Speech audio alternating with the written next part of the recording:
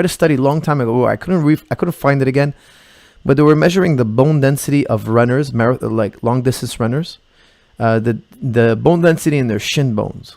So, I don't know if you guys know this, but a racket player will have more bone density in his racket hand than his non-racket hand.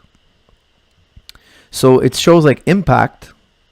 So hitting that ball all the time, or running, there's an impact, right? When your foot strikes the floor, increases bone density. Now there are other things that increase bone density, like lifting weights, etc., exercise, of course, but particularly running was really good for shin bone density. Now I'm assuming, I have no studies that prove this, however, but I'm assuming that kicking the bag also will create bone density.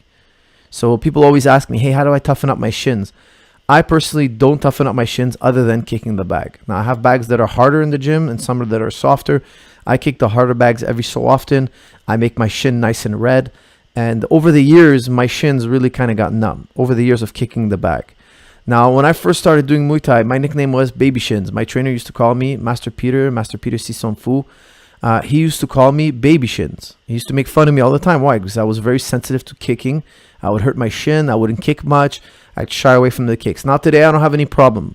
How did I get over my baby shins? Well, I just kicked the bag.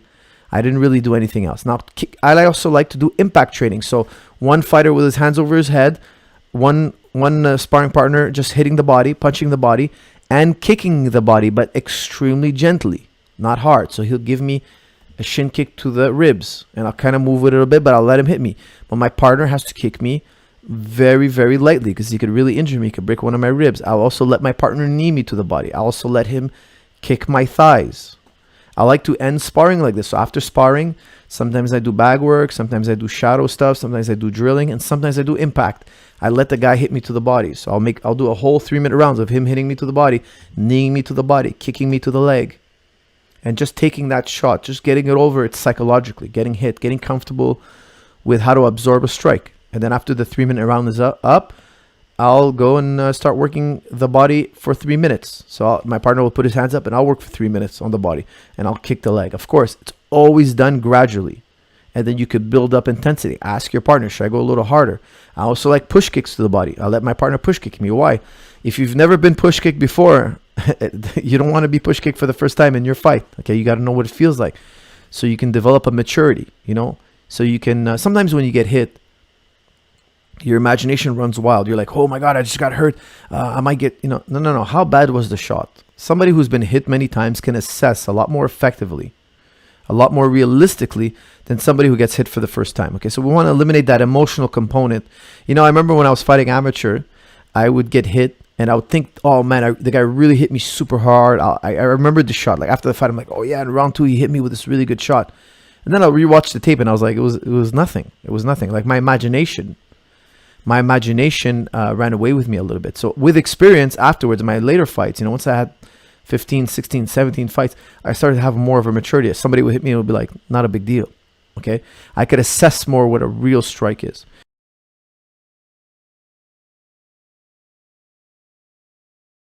Listen, the #1 book I have ever read on the back is by Stuart Mcgill. I have the book here somewhere.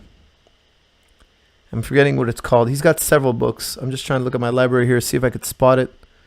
I'm forgetting the name of the book. It's an excellent book, okay? But again, guys, I'm always talking about supple leopard. Everything that he says in Stuart Mcgill's work, basically, the best way to fix your back is everything Kelly teaches you, okay? With the exception, Kelly doesn't go into abdominal strength.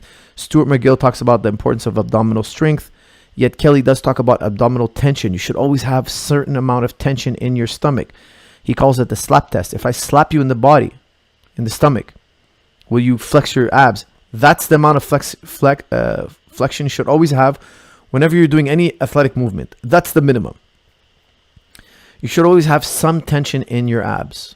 Okay, so if you're gonna pick up your son off the ground, a child or whatever, or you're gonna pick up a box and shelf it, whatever, you should have some abdominal tension to protect your spine. Now, Stuart Mcgill gives a really nice example. He says, look at this fishing pole. Look how it kind of like, it's in one of his books. I wish I could remember the name of the book. Okay, but type in Stuart Mcgill. He has like 6-7 books. I bought one, read it. Beautiful book. Okay, the fishing pole kind of like bends. He says, look, your abs are made to keep the fishing pole being your spine. He says the abs are made to hold the fishing pole straight. He says, imagine I tethered the fishing pole from from all different directions. I would hold that fishing pole up straight. Well, that's what your abdominals are there to do. Okay, so if you want to keep tension off your spine, if you want to if you want to give the maximum longevity for your spine, you want to take the load off your spine. Whenever you're exercising, there's a load on your bones. If you want to eliminate that load, the stronger your abs are, the more protected your spine is. Okay, because the stronger your abs are, the more they can relieve your spine from whatever load you're exercising on it. Okay, so the stronger the abs, the better. He doesn't like abdominal exercise, traditional abdominal exercises like sit-ups or crunches, because the flexion of the lower spine actually puts miles on your discs. Okay, you're using your discs. He teaches stirring the pot. Okay, so I like plank. I like Michael Kogan's leg raises. So you grab a chin-up bar, you're hanging from a chin-up bar, and you raise your legs, because there's no flexion of the lower spine. It's flexion of the hip bone. Okay, what Kelly Starrett calls the hinge. See, when people flex at the hips, because they have poor hip flexibility and mobility, they have 4 or 5 hips, as Kelly Starrett says. They'll bend at L4, L5. So the spine is flexing. You don't want the spine to flex. And we lose our mobility because of years of sitting in chairs and not exercising certain ranges of motion, etc. So really, you really need to get into the Supple Leopard. Read it. It's got all the answers. In my opinion, I know there's a difference of opinion, guys. I know that there is a difference of opinion. And I know that there's always new research coming in.